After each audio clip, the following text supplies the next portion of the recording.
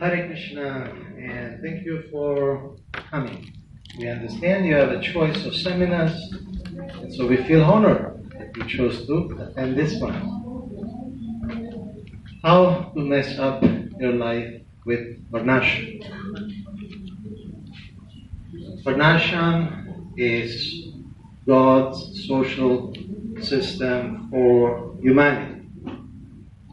God creates the world according to the Vedas, and He also creates the blueprint for human society, for civilized human society. Just this morning I was listening to a lecture by Srila Prabhupada, and he was saying, without Varnasrama, it's not even human society, it's an animal society. So, this is certainly not a seminar against Varnasrama. This seminar is warning against the misuse, the misapplication of Varnasrama norms. Just like the caste system. Caste system means the different Varnas are identified by birth and not by education and qualification. And we'll explore various ways of how to mess up your life and the life of the movement with Varnasrama. So Krishna in Bhagavad Gita says, Chatur Varnyam Maya Shrishtam Guna Karma Vibhagasha.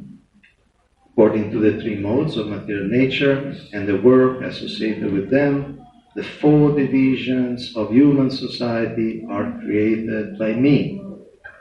Srila Prabhupada explains that because they are created by Krishna, these divisions exist eternally and exist in every society. In every society you will find intellectuals, priests, shamans, and you'll find administrators, nobles, aristocrats, warriors.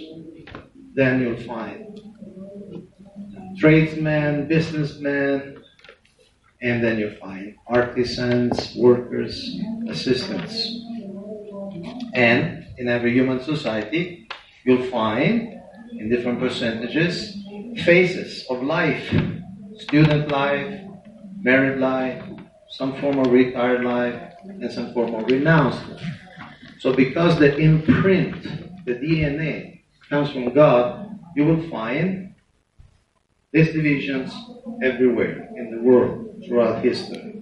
But of course, when we talk about Varnasrama, we talk about civilized, God-centered Varnasrama. Vishnu Aradhana. Worship of God, worship of Vishnu will be in the center. And that's also called Daiva Varnasrama. It's not just a division, it's not just a social categorization, but it's a divine classification based on duties centered on devotional service. Okay? Important verse from the Vedas, Brahmano syam mukamasit bahurajanya pritaha Guruta asya yadhaishaha padham shudro pajayataha.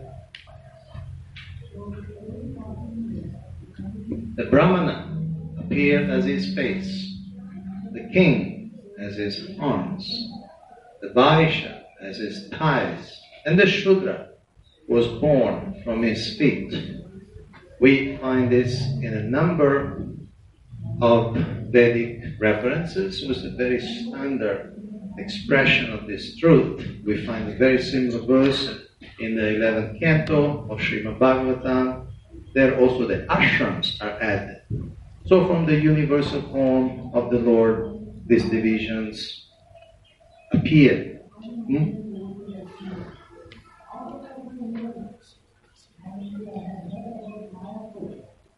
Now, Varnasrama norms, rules, traditions are very good. Varnasrama is good, it's beneficial for our development. for our purification. But obviously, the elements should be healthy and functioning. Otherwise, it can be very much counterproductive. A fundamental principle of Varnasrama life is accepting the Guru. It's everywhere. Manisha, Bhagavatam, it's everywhere. Bhagavad Gita. The importance of accepting a spiritual master. At the same time, obviously, if the Guru is not bona fide, then accepting a Guru can be very, very dangerous. Both the Guru and the disciple may go to hell. Srila Bhakti Thakur describes how there are different obstacles in devotional service, and they are represented by different demons in Krishna Lila. So, accepting a false Guru, he compares it to Putana Rakshasi. Because she dresses as a beautiful woman, she comes too close to Krishna, but her intention is just to kill Krishna. So the false Guru can be the end of one's spiritual life with false teachings. So,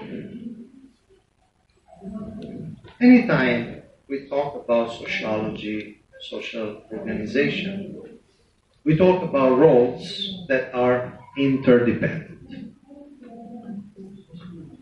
Social life is a life of relations, and as one role changes, one position changes, others have to change accordingly. We cannot take one piece independently from the whole. So, if you were to remember just one word from this seminar, I would like this to be the word: interdependence.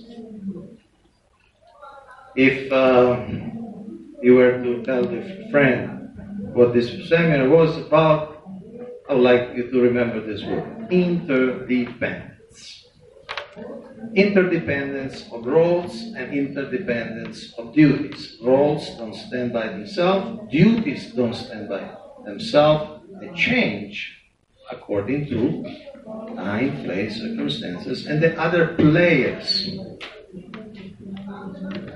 Just like this game. The game is to take out pieces of wood without having this column crashing.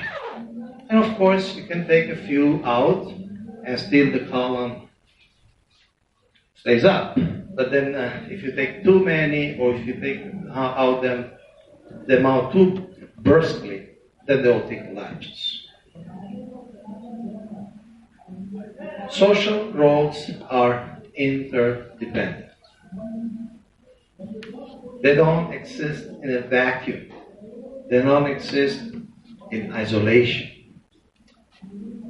For instance, these gentlemen are performing an acrobatic act, and obviously this person has to depend on these two persons. He cannot just stand by himself. And he cannot stand unless he trusts these two persons to perform. They're part of the operation. And these two, they have to depend on these three. And these three have to depend on these four. And only after actually selecting this slide, I realized that there are 4 groups. 1, 2, 3, 4. Like in the Varnasrama. But that's an aside. So, things don't stand by themselves. If a role mutates, other roles change. Let's give some examples after a few seconds. If conditions change, prescriptions change. The instructions, even the instructions of the Shastra, they only apply in particular conditions. The same instruction, when the condition is changed, the instruction may be no more applicable, or it has to be somewhat adapted and modified. To give an example, you can tell this man, please breathe very deeply. Open your lungs. You're in nature, There's a beautiful oxygen. It's very good for you. Breathe deeply. Open your lungs. But the same man in this condition, you will not tell him, open your lungs and breathe deeply. It will be lethal. It will be deadly. So the condition affects the type of instruction or direction you can give. Who likes to read this? We have a mic. Who wants to read it? You. The Shudra class is less intelligent and should have no independence. They are meant for rendering sincere service to the three higher sections of the society. The Shudra class can attain all comforts of life simply by rendering service to the higher classes. It is especially enjoined that the Shudra should never bank money.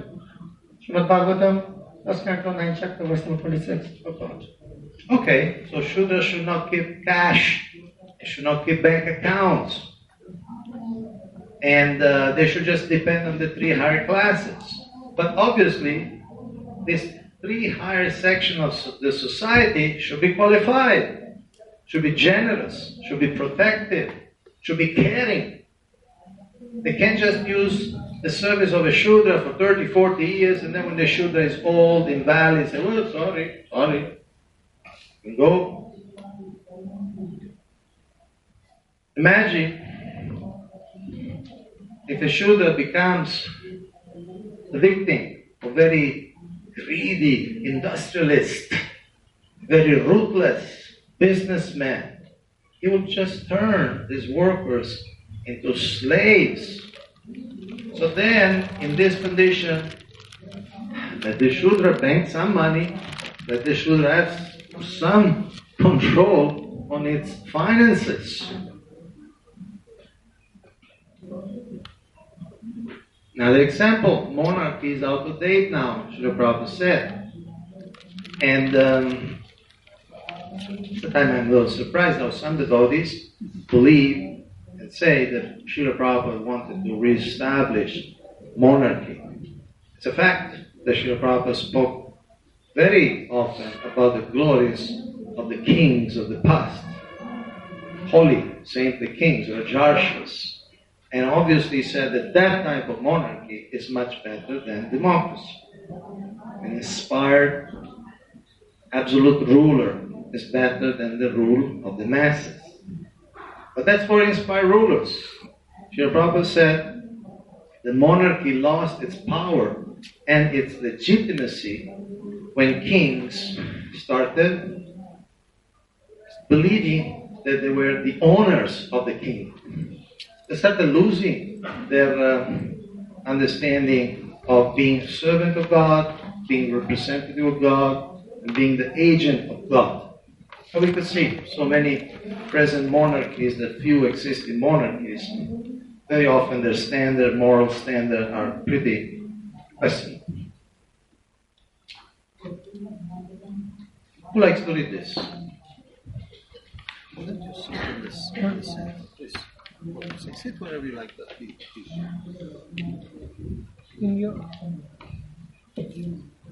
In your country, there is very good system of democracy.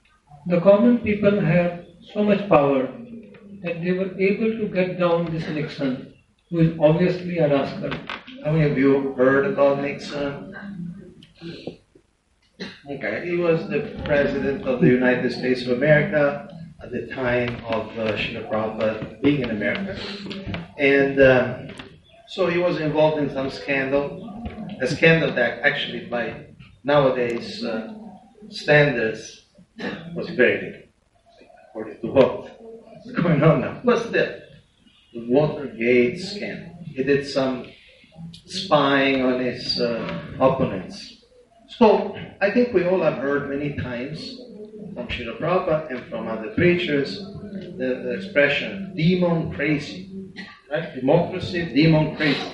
You all have heard that, right? Demon crazy, because democracy is bad.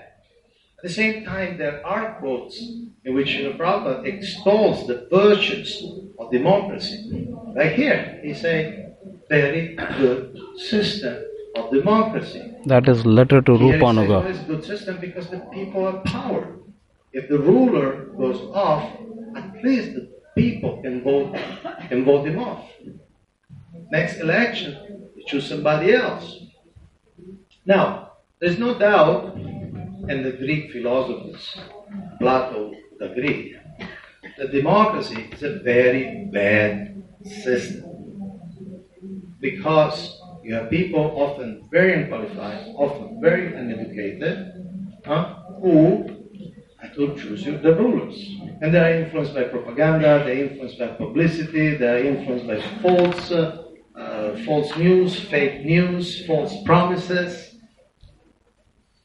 In fact, Winston Churchill once said that the best argument against democracy is a 5-minute conversation with the man in the street.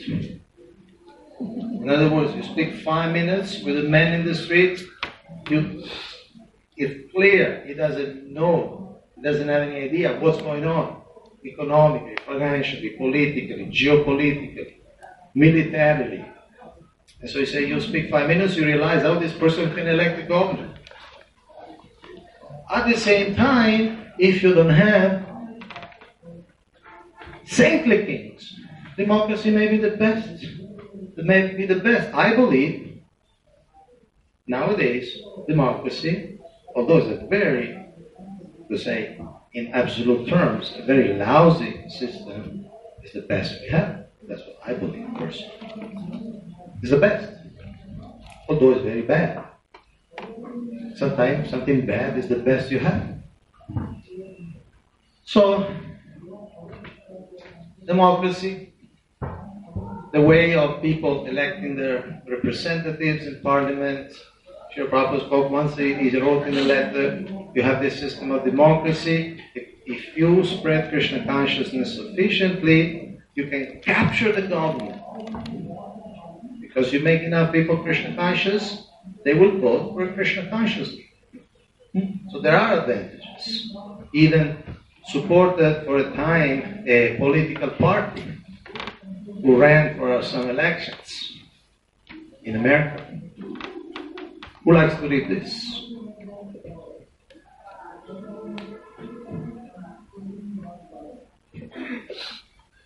Your countrymen are more or less independent, spirited, and lovers of democracy. So everything should be done very carefully so that their sentiments may not be hurt.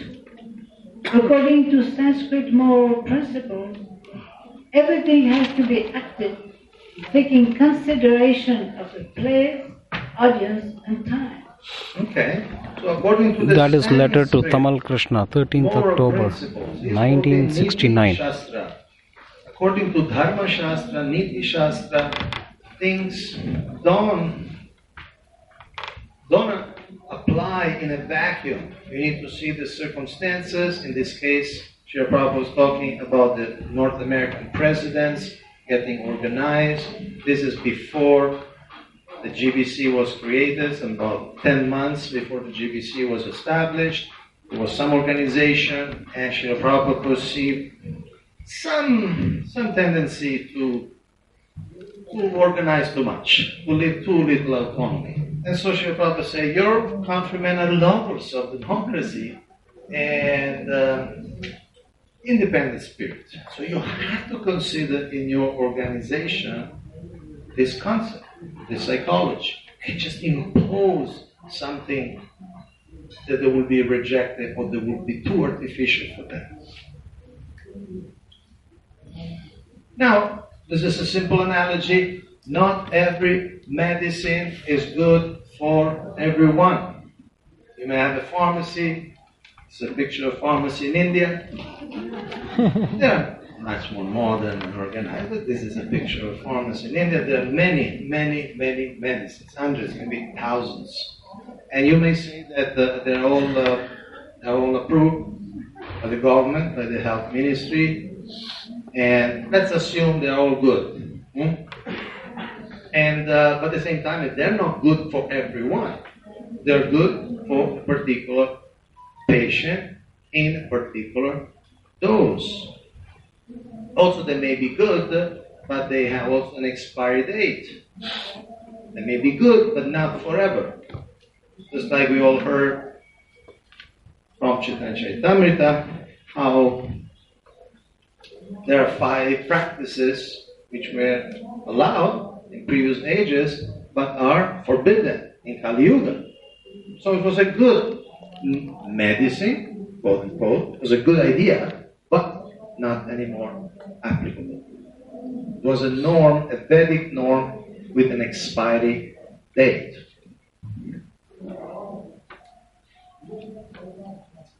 Another principle, description is not necessarily prescription. Srila Prabhupada talks about many things. I mean, his works are oceanic. And of course he quotes the scriptures, the Bhagavatam narrates so many events and stories from bygone ages, millions of years old, sometimes more than 1 billion years old, sometimes happening in different planetary systems. So what's described in the Vedas, Puranas, Dharma Shastra, or what even Srila Prabhupada quotes, is not necessarily normative. It's not necessarily directive. It's not because you describe something, it's prescribing something. That's also a very important principle of exegesis when we look at the scripture. I was reading yesterday a quote from Srimad Bhagavatam, 9th canto. Srila Prabhupada say, animal sacrifice and slave trade exists since time immemorial. He's describing something. He's not saying we should practice slave trade. Although in some cases for our temple management it would be very useful to have a good number of slaves.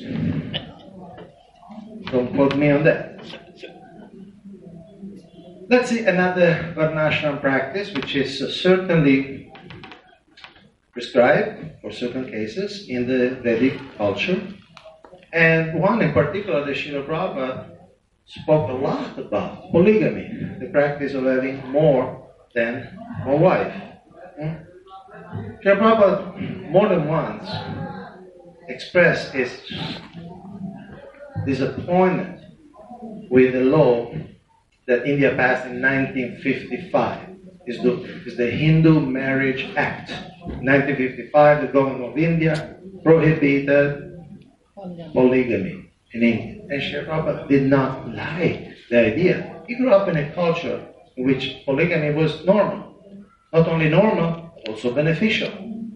He said that there are always more women because men tend to be more inclined in percentage for renunciation. And so if you have a class of brahmacharis, if you have a class of sannyasis, then you'll have many women who will remain unmarried. And so it will be beneficial for society that one man who can maintain more than a wife, marry more. So they are all protected. He's happy with more women. Men sometimes are like that. And so you balance off, right? When people go become brahmachari, people marry 2 wives. Of course, that problem is not anymore, especially in India, because in India it's very common to kill the baby girls, either in the womb or after they're born. So there are millions and millions of girls missing. 25 million. And 25 million girls missing. So in some states, it's becoming difficult for men to find a bride. There's just not enough to go around. So, but that's just an example. But let's see. Srila Prabhupada says, according to our Vedic process, polygamy is allowed. And you all have heard this in the books, it's Chaitanya Charitamrita, it's everywhere. But then, of course, it goes on to say, if anyone is able to keep more than one wife and give them all comforts of life, there's no objection for having more than one wife. So you see the if is always very important. If is the condition if someone is able to do that, now that you marry a bunch of girls, you put them all in a room, cramped. No, you have to give all comforts of life to each and every wife, like Krishna did in Dwaraka. Each wife had her own palace, her own servants. So if somebody is able to do that, why not? Why not? At the same time, look at the date. This is 9 January 1973. 3 weeks later, Srila Prabhupada wrote another letter to a GBC at the time. After conferring with my various GBC representatives, I have concluded that polygamy must be strictly prohibited in our society, although it is a Vedic institution. Still, there are so many legal implications. Neither are many of our men fixed up enough to tend for more than one wife. So, polygamy is allowed, legally allowed, in about 50 countries in this world. And in others it's tolerated, but in 50 it's perfectly legal.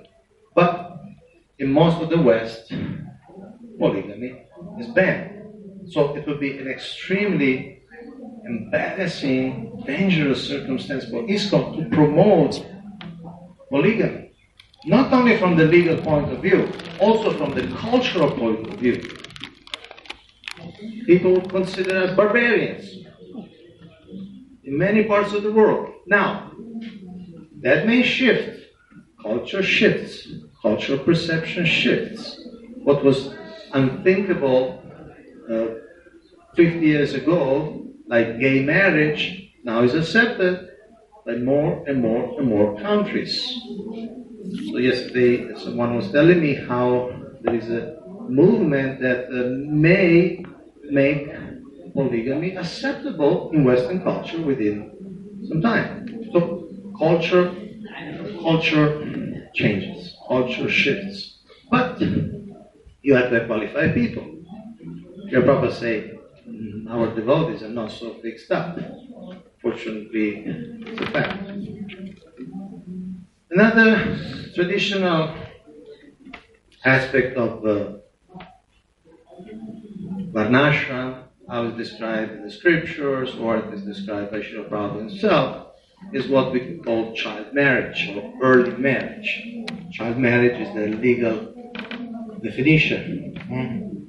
So, Srila Prabhupada himself, when he married, his wife was only 11. And he also explained, of course he explained, people will not start living together until the girl will reach puberty. But Srila Prabhupada's wife was 11 at the time of marriage. And Srila Prabhupada describes how other members of his family, like sisters, they were married even earlier. And he explains that there are benefits to this system. He explains the psychology.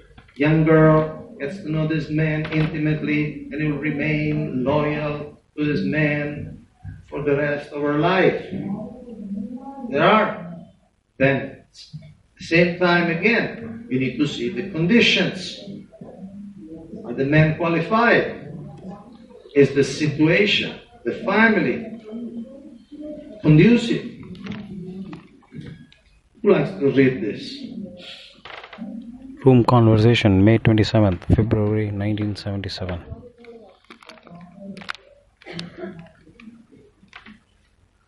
This happened in Mayapur. Raghava, he is 19 years old. He made arrangement with another devotee to marry her daughter at a later date. She's only 12. So I told him not to do anything until I spoke to you. Prabhupada, there is no objection. 19 years old boy and 12 years girl. It is a very good combination. But the culture is so bad that after a few days they will separate. So what is the use of consulting me? They'll break. They'll promise and they'll break. Okay. Conversation, Mayapur 27th February 1977. So here Srila Prabhupada is accepting and rejecting at the same time. He's accepting the idea, 19, 12, fine. But the culture is so bad. The conditions for the marriage to be successful, to be steady, are not there. So although the idea is acceptable in principle, the application doesn't work. We would probably wait for questions, because I'm sure there may be many questions, but there are so much. But because you're a very special Vaishnavi, and you're the mother of my friend, so we make an exception. I understood that many of the young marriages, although they were done even younger than 11, there was not any association with the husband until she was older. Until she reached puberty. Not much older, puberty. And so here, Srila Prabhupada says the culture is so bad. We see Srila Prabhupada extolling a principle, but then being very careful, very cautious about its application. We have an idea, but then how that idea filters down into the reality, the ground realities. Who likes to read this? Please. Also Mayapur. Prabhupada, the girl must be married. You cannot refuse it. It is incumbent. You must do it. Tamal Krishna. So many of the girls in our society, they have reached that age, but they are not getting married. Prabhupada, no, your society is different. Now it is here also. Tamal Krishna, I mean in ISKCON, in our society. Prabhupada, no, ISKCON is not going to be social reformer. From a morning walk in Mayapur, 1976. Now, for those who are interested in these topics, this is a very, very instructive conversation. There's so much coming before, there's so much coming later. And before, Srila Prabhupada was talking about early marriage in his family, in other family, the advantages, and so on. And then when Ramakrishna Maharaj said, so therefore we have to do it, right? And he said, no, it's not for ISKCON. And then he makes this statement. ISKCON is not going to be social reformer. And he explains we have other priorities, meaning making people chanting Hare Krishna. He also says, you can see the conversation, he also says, then if we can help, we can introduce ideas of Varnasrama Dharma. He's not rejecting the package, but some elements are not for general consumption, are not meant for application. Another quote, who likes to read this?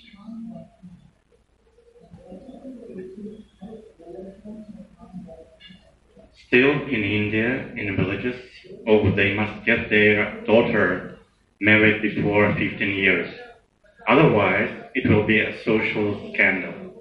The father is responsible for that, of course. We cannot introduce that system in your country. It is not possible. Lecture on Srimad Bhagavatam 552, Boston, 28 April 1969.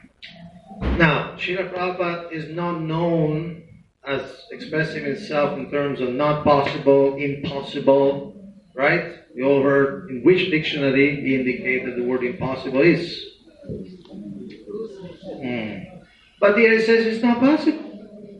It's not possible. Here it is in Boston, United States of America. He said it's not possible to introduce this system in your country. Who knows? Maybe in 100 years, maybe into 1,000 years, who knows? But if you take a snapshot of 1969, Srila Prabhupada said, it's not possible to introduce the system. And of course, he's always talking in 69, and he says in villages, it's expected the girl should be married before 15. At the same time, for instance, in 2006, that means 37 years after Srila Prabhupada said this, the government of India established in the Prohibition of Child Marriage Act of 2006 that a male is defined as less than 21. A male who is less than 21 is defined as a child, and a female less than 18 is defined as a child. So, in India, if you have a marriage with a male less than 21 and or a girl less than 18, it's illegal. It's prohibited by the law of India. And even if some case you may have a match which really, maybe it's a great match, the man is 20 and the girl is 16, but do you want to jeopardize ISKCON reputation for just one marriage? You need to consider all that. We don't live in isolation. We have a reputation in society, and we have to also consider that. Who likes to read this? This is another aspect. We talked about early marriage, now we are talking about difference between the genders at marriage. Regarding marriage, generally the man should be older than the woman. But everything must be done with reference to time, place and circumstance. And in your country, such a marriage is not uncommon. So if you think the match is good, then you may marry them. Okay. So this is a letter to a GBC, 1970. And he's saying, well, generally it's not done. Generally, traditionally, the woman should be younger. And at the same time, Srila Prabhupada did also point out, in a similar situation, that even Gandhi was married with a woman who was elder than him. Kaustubha Gandhi was elder than his wife, as some of you know. So Srila Prabhupada also said that. And he said, in some parts of India, they do it. Generally, they don't do it. But it's not uncommon in your country. Culturally, psychologically, it's not uncommon. So if it's a good match, go ahead. And this picture is also very interesting because here you have a sannyasi, maybe the first sannyasi in the history of the universe to perform a marriage ceremony. Because sannyasis, according to strict Varnasrama rules, they don't perform marriage. It's not their dharma. But here, Srila Prabhupada, time, place, and circumstances, this is the early, must be 68, 69. And this was nobody able to do it, so then he did it. Of course, after some time he stopped doing it. And he writes also in Chaitanya Charitamrita about this. That sannyasi don't do it, but because it was necessary, not when there is a higher principle. The higher principle wants to give a civilized, dharmic, married life to his disciple. And the following of sannyas, dharma, literally, was a lower principle in Srila Prabhupada's interpretation. And so he went for the higher principle.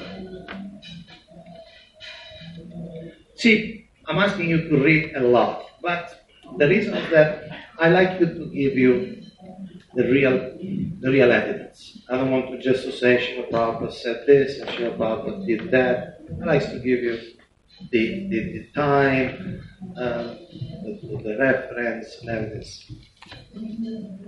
Is it too much? No? Okay. Now, Vedic wives presuppose or need Vedic husbands.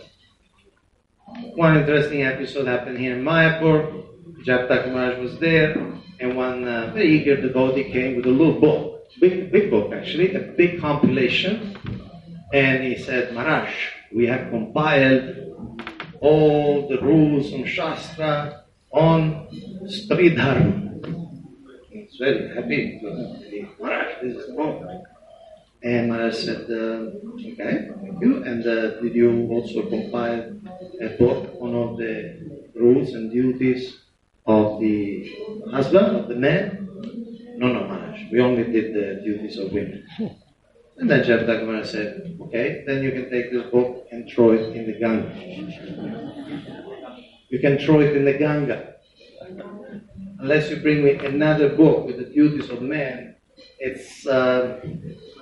he said, throw it in the Ganga. So, Vedic wives presuppose needs Vedic husband. We ask, no. high, but sometimes we hear that the wife should be submissive, should be abandoned to the husband, should be completely dependent. Sometimes we hear the young girls should not go to school, should not develop marketable skills, and because the husband will take care. But of course the husband should be able to take care. In this case, this gentleman seems pretty muscular, and so this lady seems pretty comfortable in this situation. And so when we ask people, jump,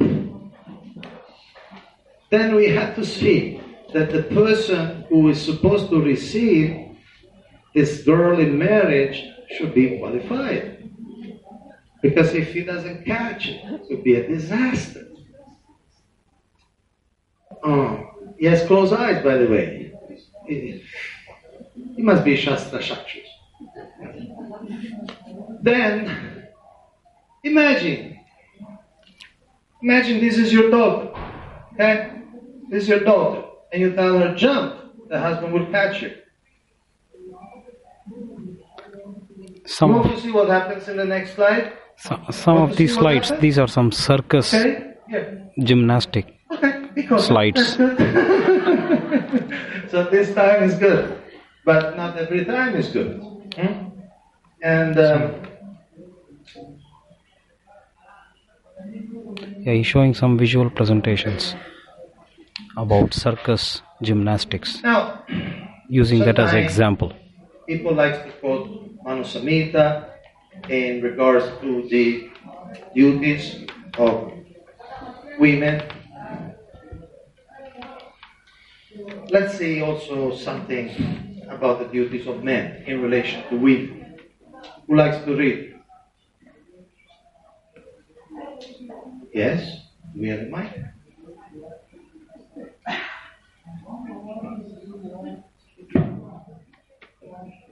A father, brother, husband, or brother-in-law should keep their daughter, sister, wife, or sister-in-law happy and pleased through gentle words, respectful behavior, gifts, etc.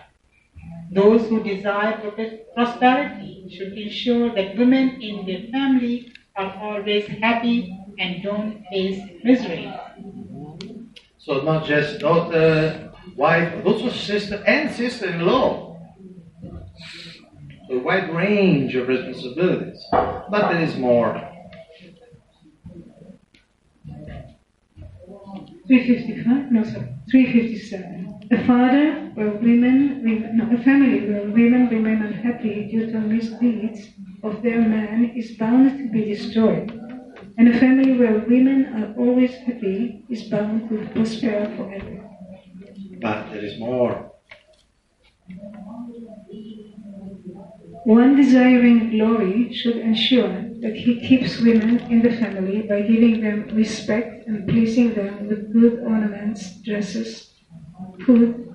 Women should always be revered under all circumstances. Good ornaments, not something cheap you buy nowadays for 50 rupees. But there is more.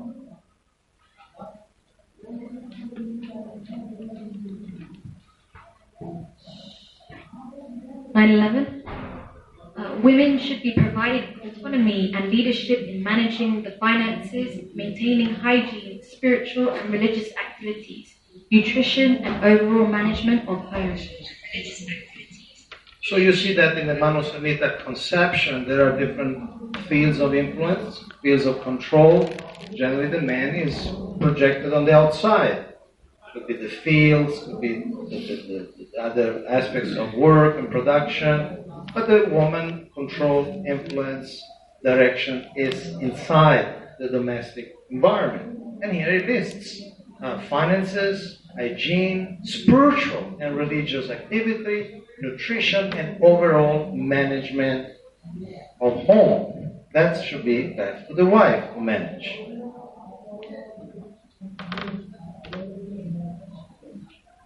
A woman who is kept restrained in a home by noble men, husband, father, son, is still insecure. Thus, it is futile restrict women. Security of women would come only through her own capabilities and mindset. So protection doesn't only mean restricting the movement of individuals. Protection is not like putting an object in some sort of museum display case. You go into museums, some objects are very protected. Okay? But those are dead objects. Here the Manu Samhita says that, of course, the security should come only through her own capability and mindset. When we talk about protection, it's not only just a physical and emotional protection, it's also the protection of the potential of a certain individual, the protection of the enthusiasm of a certain individual to perform devotional service.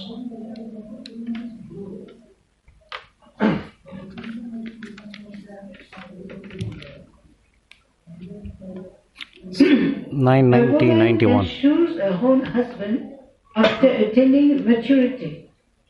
If her parents are unable to choose a deserving groom, she can herself choose her husband. This is a good example of what we were saying, how depending on different conditions, the prescriptions also change. Generally, we hear in traditional society, not only Indian society, but are the parents that choose the bridegroom. But if they don't do it, then the girl can choose her own husband. So it's not an absolute rule. And again, remember the concept of interdependence. If the parents are doing their duty, then the girl can follow the parents. If the parents are not doing this particular duty, then the girl is on her own. Is it clear? It says after attaining maturity, we should check the Sanskrit and check what maturity means. It's a technical, it's a legitimate question, but I don't have the answer what exactly the Manu Samhita means by maturity. So, what else? Okay, this is my favorite quote. We'll get there to it in a moment. I give you the context. This is in the dialogue after Srila Prabhupada gave an interview with some woman journalists. This was the time where preaching in America was flourishing, the movement was really getting a lot of attention, and the ideas of the movement was also getting a lot of attention. So in that particular interview, the dialogue goes on women's rights. Women's lib was big at the time. We are talking about the 70s. And so Srila Prabhupada was extremely straightforward and frank. And then this is a dialogue that comes after that interview. So they were kind of analyzing what happened and why it happened and so on. So let me get down there. Who likes to read this? Room conversation after press conference, Chicago. Actually, they are just feeling frustrated because it is a fact that women have been exploited by the men. They feel so angry from the exploitation that they cannot accept that actually a man could protect them. Prabhupada, that is bad experience. But the ideal is different. Ideal is that man must be first class and he must be responsible to take care of the woman. And she should be given all protection, all necessities. That is the duty of man, to give protection, all comforts. And because there is no first-class man to take charge of the woman, they are declaring independence. That we also said, that there is no first-class men. So, if there is first-class men, then the whole question is solved. Okay, so this is a sutra you can carry with you. This is room conversation. First-class men, then the whole question is solved. All tensions, all doubts, all conflicts, all concepts, ideas, theories. If there is first-class man, the whole question is solved. The problem is that very often the men are not first class. And so why women should be forced or even encouraged to fully submit to men who are second, third, fourth, fifth, 10th class. That was Room Conversation, 9 July 1975. Now, the sex drive is so strong in the living entities that the whole material world is running on sex attraction only. We know this, we will not elaborate. Now, when we come to Krishna consciousness, when men come to Krishna consciousness, of course, sexual attraction for the opposite gender, it's a very big issue to deal with, especially if a man wants to be renounced, wants to be brahmachari, wants to be sannyasi, or even if he wants to be a very strict grihastha.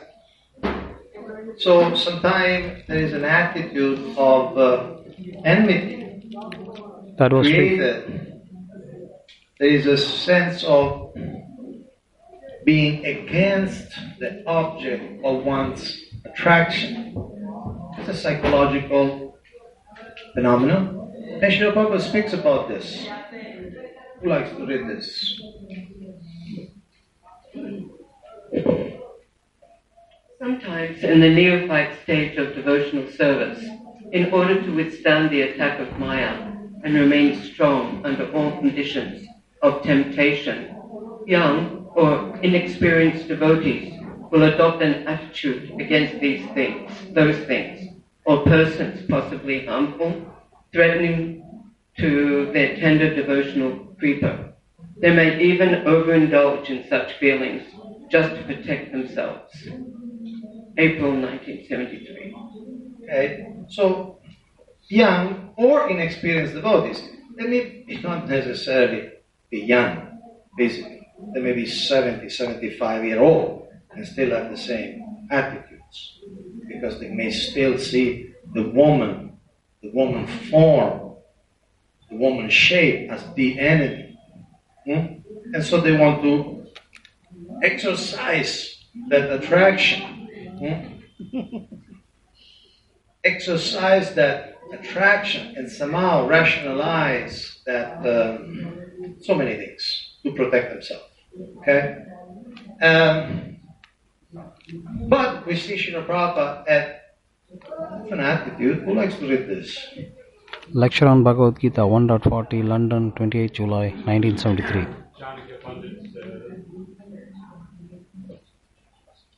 Janaka Pandit says, Vishvasham naiva kartavyam svishu raja guneshu cha. Never trust the politician and woman. Of course, when woman comes to Krishna consciousness, that position is different. We are speaking of ordinary women. So when we study things from material point of view, these things are to be taken care of. But when a man or woman becomes Krishna conscious, he or she takes care of herself or himself. Okay, so we may choose to stop the quote here. Put a big full stop here. Never trust the politician and woman. And say, Srila Prabhupada did say that, and he said that. But then when we see the context, we are talking about ordinary woman. When they come to Krishna consciousness, then he or she takes care of herself or himself. And of course, if you are a guru, you need to trust somebody. If you give the person initiation, you have to trust that the person will control his or her mind, his or her senses. Here, Srila Prabhupada is giving sacred initiation to Vishaka Devi. Many of you know her, author, leader. I believe now she is the president of Bhaktivedanta Merno outside London. And here you have also Srila Prabhupada's sister, Tarini. She was not only sister, she was also God's sister. She was initiated by Srila Bhaktisiddhanta Saraswati Thakur. And unfortunately, her husband was not a devotee, was not even vegetarian. And she had to tolerate so much of serving the husband for so many decades. But then, of course, she became a widow, moved to Mayapur. How many of you met Bhakti in person? Okay. So Srila Prabhupada did trust ladies to take initiation and fulfill their vows. There is a conversation in Hyderabad, there was some discussion. There's some ladies who are coming for initiation, and somebody says, Srila Prabhupada, their husbands are not devotees. And sure was anything? Still they can take initiation. Even if their husband is not supportive, even their husband does not protect that aspect over their life, they can take initiation. And for Srila Bhaktisiddhanta Saraswati Thakur, it was the same. You can go and see the biography of Srila Bhaktisiddhanta Saraswati Thakur. Is explained. There were many disciples of Srila Bhaktisiddhanta Saraswati Thakur that either were married, women disciples, either were married to non-devotees or were unmarried, and there was no security, no certainty that they would be married to devotees. But still, Srila Bhaktisiddhanta Saraswati Thakur considered them sufficiently capable of maintaining devotional life, even with the non-devotee husband. This is history. Okay. Last quote. The actual system is that the husband is spiritual master to his wife. But if the wife can bring her husband into practice in this process, then it is all right that the husband accepts wife as spiritual master. Again, when the role change, duties change, dharma change. It's not been static. 14 June 1969. The husband is spiritual master. In traditional Vedic life, in traditional Varnasrama, from the 3 higher classes, the boys would go to Gurukul and spend up to, in the case of the Brahmanas especially, up to 20 years in Gurukul. So you have, say, 25-year-old men, young men, who studied 20 years, serve, practice celibacy, knows the Shastra, knows the mantra, knows the ethics, knows everything. And you have, say, a very young girl, say 14, 15, say 15, very normal, 10 years marriage difference, very normal. 15, she has always been in the house, developing domestic arts, cooking, cleaning. So naturally, she marries this 25-year-old boy, and not obviously there is a relation of spiritual guide and spiritual guided. It's natural in that context. Now, it's not more nature or no more practice, to be precise. We are a little bit involved with the Congregation Development Ministry on premarital training. We see in India, nowadays, girls don't want to marry boys elder than them. They want boys of the same age. That's the culture. We need to consider that. Very often, in our analysis of Indian ISKCON communities, we see that the women, the girls, marriageable girls, they earn more than the money, more than the men, very often. So that creates tension, that creates certain circumstances. But my point is that they cannot be forced. Srila Prabhupada said, cannot be forced. That mold cannot be forced. And of course, I believe all of you know devotees, women devotees who came to Krishna consciousness and their husband or companion did not come. How many of you know devotees lady, the husband is not a devotee? Okay. How many of you know devotee lady who brought the husband to Krishna consciousness? Okay. So, when conditions change, prescription change. In conclusion, Vedic is good. It's God's system. It's beneficial. Individual is beneficial for ISKCON. It's beneficial for society. But it has to be applied properly, wisely, maturely. And like the Bhagavad Gita explained, everything can be applied in the Trigunas. So you have a conception of Varnasrama, which is more sattvic, more holistic, more aware of changing circumstances and the need of the individuals in those circumstances.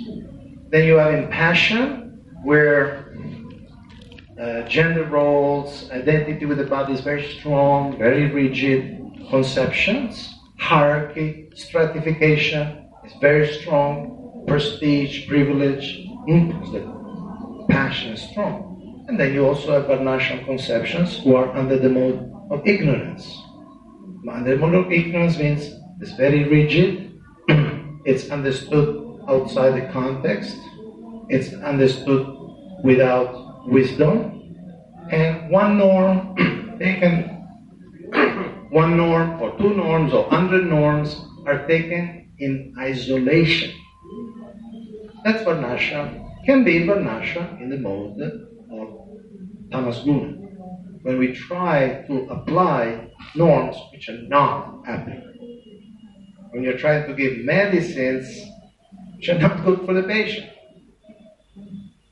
And finally, the Vedas are there, the Shastras are there, Dharma Shastras are there, but we need to see what the Acharyas say.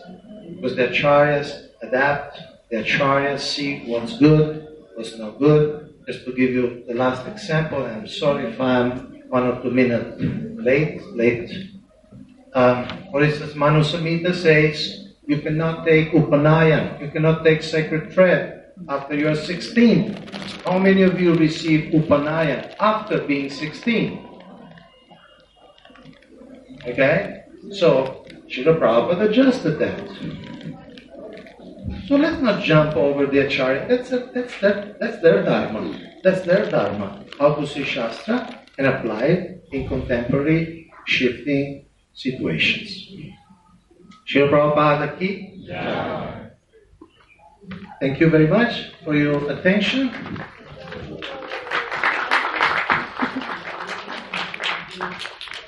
So our time is up, and I officially stop here. It's lunch is being served at the ILS Prashadam Hall. But if you have pleasure, some of you would like to stay a few minutes more. The seminar is over, but if you like to stay a few minutes over for a little dialogue, for a little question and answer session, I'll be available. And if you prefer to go, feel completely free to go, because time is up. Hare Krishna Prabhuji, thank you for the wonderful class. My question is, Prabhupada gave emphasis to which type of woman more? Which role of woman more? Prabhupada gave emphasis. For example, I just meant to mention the wife who is missionary, who is preaching and doing lots of activities on ISKCON, and the second wife who is taking care of her husband, children, in home. Same person. So, what he valued more, Prabhupada? Srila Prabhupada valued more the development of love for Krishna. That's what he valued more. All norms, all social arrangements are valuable, they may even be sacred, but they are all for, ultimately they should be supportive to Bhakti. They're not a substitute for Bhakti. There is a letter in which four Sankirtan devotees in America, ladies, wrote to Srila Prabhupada. And after they were asking, well, we are taught that we should be humble and submissive, but that we are all day outside canvassing to sell books. We stop men and women in the street, and we need to be a little bit aggressive, energetic to sell books in the street. So they were a little bit confused. What's our dharma? And you can see the letter to Jagadhatri, Pamela, and others. And Srila Prabhupada said, you should be very aggressive for Krishna in the street for selling books. I'm paraphrasing. I can pull it out if you want, but check yourself. You should be very aggressive for Krishna. And he said, I was aggressive when I came to your country to canvass for Krishna. But in the temple, you should be very humble and meek. In another conversation on the same topic, he used the expression, an English expression, a lion in the chase and a lamb at home. So, and in that letter which I quoted to the 4 Sankirtan ladies, he says, you need to discriminate devotees and non-devotees. So when you are among sadhus, sadhakas, Vaishnavas, you be gentle. You be gentle. You be mannerly, right? And then when you are on the street, you are strong. You are aggressive.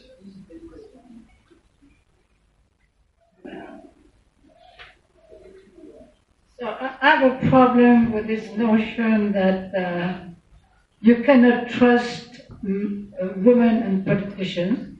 Of course, we say ordinary women, but I don't agree. A lot of men are cheating their wife. In fact, when I was in San Diego, the whole quotes of Chanakya Pandit were posted, and right at that time, one man, a married man, was cheating his wife while she was having his baby. So I put a few comments in the margin. The next day, the quote disappeared, the whole sheet. So, it's like, we have to put things into context, see what's happening in the world, And I'm tired of hearing this quote, it's just for ordinary women, Let's get the statistics. And it's also used to put us back into the trust. How many men are cheating? I know some important devotees, and women talk, they know things. Cheating on his wife. So, we have to start abusing and using this quote. So there is no question. It was a comment. It was a comment, not a question. I have one. Sure. Hare Krishna. I don't need a mic, I guess. No, you please. Pretty loud. So, one question is, you chose to present. I'm curious why you chose the topic, the title of the topic. Are you seeing that happening? Do you have any? You chose the topic, how to mess your life. Any particular reason you chose the topic to be that, but the presentation that you have didn't give instances of how it could be messed up. Although you made references, caution, but are you seeing something happening already? Because certainly, it's a very real and present danger. Certainly. Something come to your mind that happened, or anything that we should be worried, or because it happened? I'm just saying. For example, you pointed out child marriage. You pointed out some of those things where it is abused. But there is a Varnasrama that says about no divorce. So we could also take the positive of that and implement no divorce within ISKCON. Do you see a possibility of the positive? That's not a misuse, that's a right use. Thank you. Of course. I said it in the beginning, I said it at the end, and I will say it again now. Varnashram and its norms and its principles, or rather emphasize the principles of Varnashram are very good.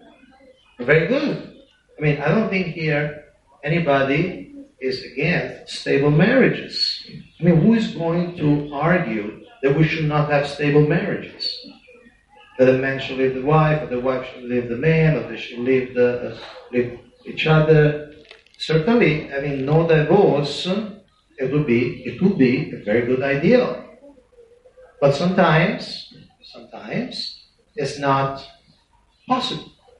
It's just not possible. It's not practical. Because sometimes one of the two are they have made up their mind so strongly that there is no solution. Now, I'll give you an example. You saw the picture. I won't mention any names because I like to stay in the principle level. You saw the picture where Srila Prabhupada was giving the marriage ceremony. You had 3 couples there. One of those couples divorced. And the lady, she's a very famous devotee in North America, but also in the rest of the world. She remarried, and now they're married since 35 years or something like that. So, and she has always been famous as a very good, very, very, very spiritual lady. She's an example for thousands of ladies in the moment, but technically she's divorced. The husband left her. She married another devotee, another Prabhupada disciple. They have been serving Srila Prabhupada intensely, loyally, faithfully for decades, taking a lot of responsibility in many fields. And so you have a divorced person who is doing very well in devotional service. So we certainly don't encourage divorce. But if it happens, because sometimes it happens and sometimes it has to happen, it's like a social bulb. Sometimes it has to happen, and then we live with that. Just like so many devotees come from a past, so many non-Vaishnava pasts, and it's not ideal. It's not ideal, but we work with what we have. To give an example, which is not normative, it's just an example. Once a Srila Prabhupada disciple wrote to Srila Prabhupada asking, can I get divorced? And Srila Prabhupada wrote a letter, yes, you can. Then Shruta Kirti Prabhu was the secretary, was the servant. Then he asked later Srila Prabhupada, you always speak against divorce. But this time you approve. How is that? Srila Prabhupada explained, look, this person has a very strong mind. It's a very hard-headed, okay? And he's very firm in his decision. So either I say yes or I say no. He will do it anyway. So if I say yes, although I don't support the idea, if I say yes, at least I'm protecting him from the offense to the guru of disobeying directly an instruction, because I know he will do it anyway. So just for his protection, I'm telling him yes. Not that I believe in divorce, but because he will do it anyway. Again, the concept of priorities, higher principles. For Srila Prabhupada, apparently, was more important to protect this devotee. It was an individual letter, not a normative statement for the whole society. But it was an individual statement. It was more important, apparently, for Srila Prabhupada to protect the devotee from Guru Aparada than not making a strong, rigid, no, not divorce, no, I don't want to hear anything, no, don't divorce. Like that. Yeah, yes. Wow. It's not working. Anyway, I you answered the question, but just that I was making a point that sometimes this loophole is exploited. Exception becomes the rule. It's a fact. That's another danger. That's another danger. It's a fact that sometimes the culture in ISKCON becomes so loose, so lenient. Like I remember a very senior lady, Srila Prabhupada disciple, she was commenting, she was seeing in Facebook that some girl, ISKCON girl, had some babies, but out of wedlock. And then she was noticing how in Facebook everybody congratulated her. Oh, very nice, and new Vaishnava, all sorts of circumstantial compliments. And then this very senior of Srila Prabhupada disciples, how is it possible? I mean, did they have a child out of wedlock? And of course, it happens, especially in the fourth of the four yugas. But publicly glorifying the fact that she was saying that was too much. Yeah. Was too much. So certainly leniency, tolerance can be too much. It's an art. It's an art. It's like holding an egg. Of course, we don't generally hold eggs, but like holding an egg. If you keep it too loose, it falls down with smashes. If you keep it too tight, you break it, and it's also smashed. So it's an art. It's an art how to handle eggs. So when we deal with social norms, social rules, social repercussions, or prohibited acts, or not recommended acts, it's a great art, and it's a difficult art, and it's not a science, it's an art. So what I'm thanking you for bringing this up, because it's a fact. We could go the other side, the other extreme that anything goes, you're not the body, mixed up the gender, and whatever. No, the holy name removes all sins. We can go the other way. We know the Sajya. There have been hundreds of years, and there still are thousands and millions of Sajyas that they just take the Bhakti without the support of Varnasrama, and then they just create a very big mess. Yes. Thank you. In that way, I like your title. Okay. You could mess up if it's Sahajiyasam is mixed up. There are so many ways to mess up things. Can you try the mic again? Yeah. Hare Krishna. Thank you, Prabhu, for your lecture. It was very useful. Thank you. I have a question because with my sister and also with a friend, we started some time ago a preaching program in my city because there's no many devotees. And as is common, most of the people that are looking for a spiritual path are women.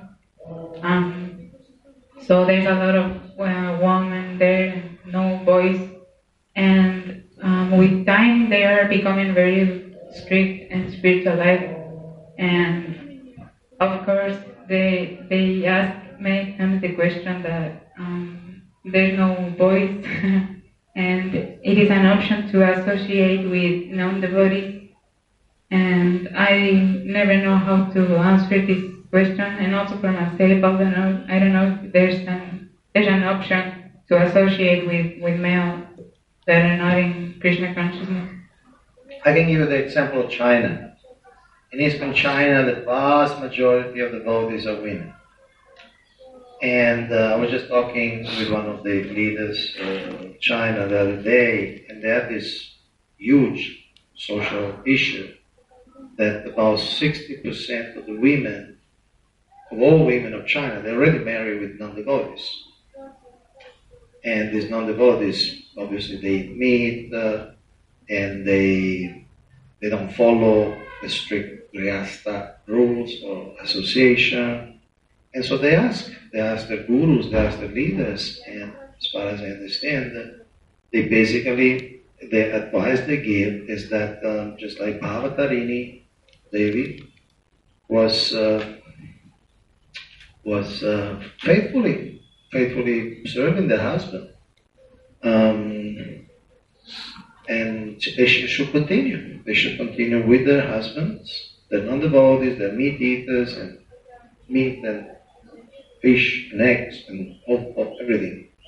And they should continue. They should continue. And you see, in their case, that some of the advantages of marriage are still active because they have a place to stay if they depend economically from the husband. They have that emotional rapport. As a husband, cannot be a great husband from our Vaishnava perspective. It is a husband, is a man in your life. And they have children, and they can educate the children. There's a very interesting book by a sociologist of religion, Professor Rodney Stark. It's a book on the rise of Christianity, and he makes a lot of historical and social analysis of the data from the Roman Empire. And he's explained how one way that Christ consciousness and Jesus consciousness, Christianity spread in the Roman Empire was by having Christian ladies married pagan men. Because even there, Roman women were more interested in Christianity than Roman men. Srila Prabhupada explained that in the Bhagavatam. Women are generally more attracted to religion and we see that practically all over the world. They're more religiously inclined.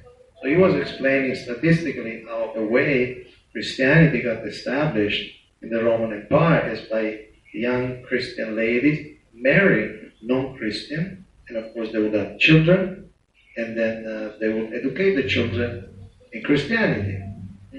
And so from being very, very little, that was one factor. There were other factors, obviously, not the only factor. So it's a big topic. It's a sociological, historical, spiritual issue. And also you have to see case by case. Some men, some women, we know women, some women are strong or say not so emotionally, psychologically dependent, having a man. And many women in the world of ISKCON, they live with other men. Some other women, just like many other men, they need companionship. So the question is, how compatible is the companionship?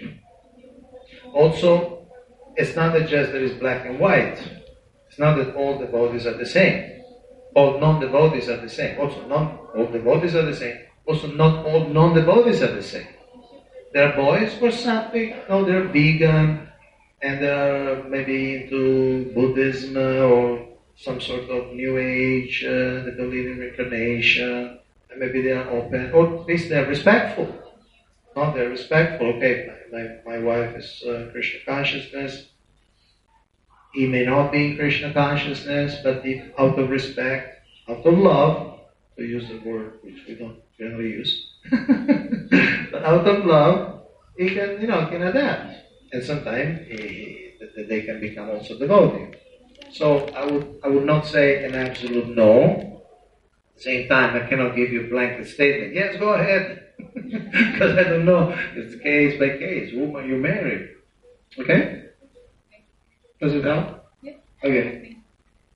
And where do you live? In Cuenca, Ecuador. Cuenca, Ecuador. Yes. We have Mahendra Prabhu all the way from Uzbekistan.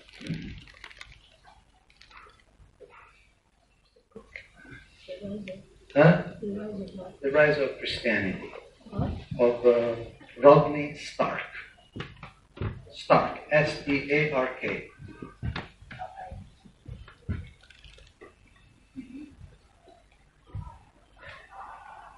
So we can go on 2-3 minutes more, because I'm sure you want to take Prashada, and some of us have other commitments later. Yes?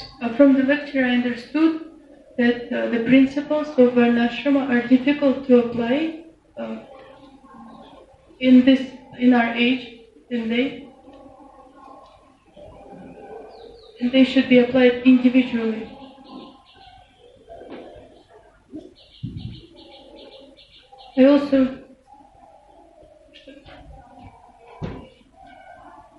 I also see the contradiction between Eastern and Western cultures, how they manifest in the way that you described.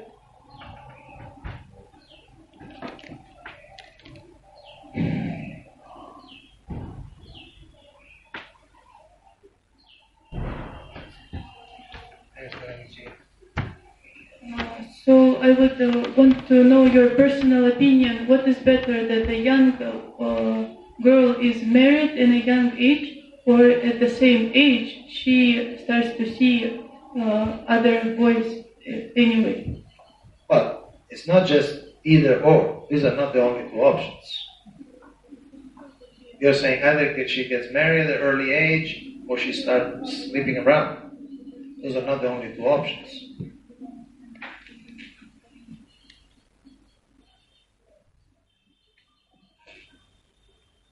This is a question. She will do it anyways, because the senses are mature for this. So anyway, she will do this. It's not a rule. It's not a rule. It's not that every girl, as soon as she reaches puberty, she has to have intimacy.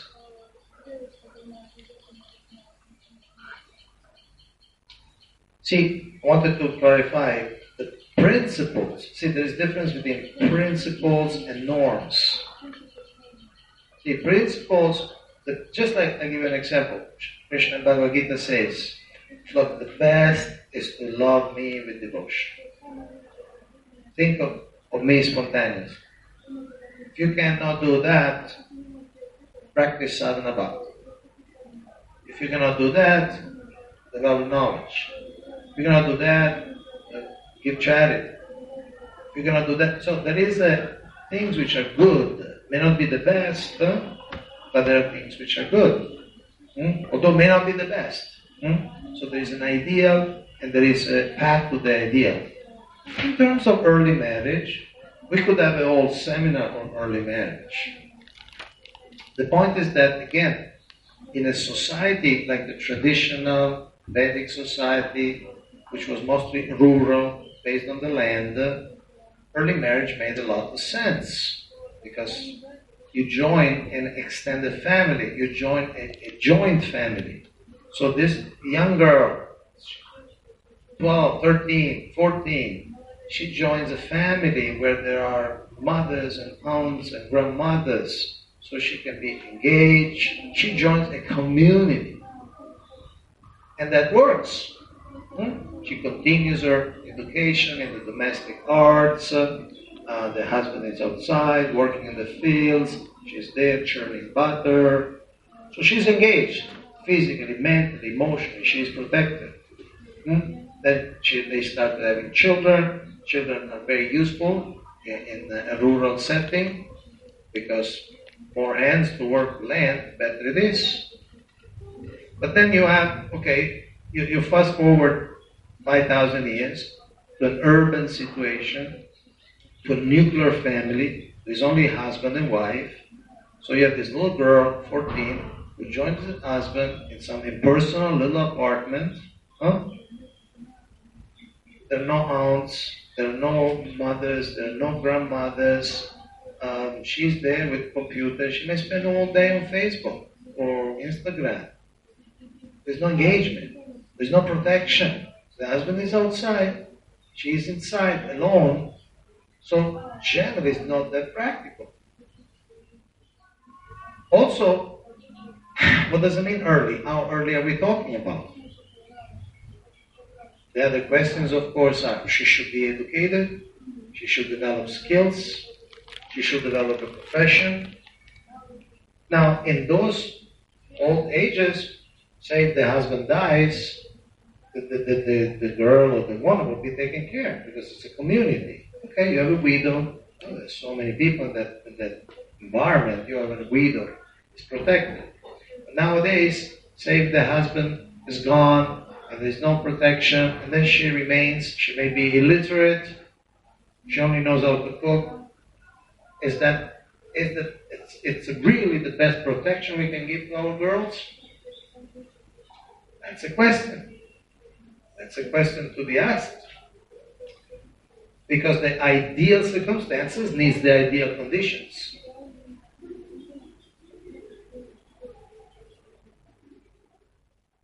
So, in an ideal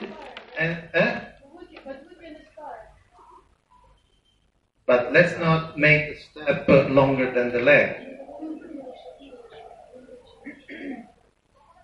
Now, the devotees should eat relatively little. But the ILS, very difficult. So, I wish you a very happy lunch. Thank you again for being at this seminar. Hare Krishna.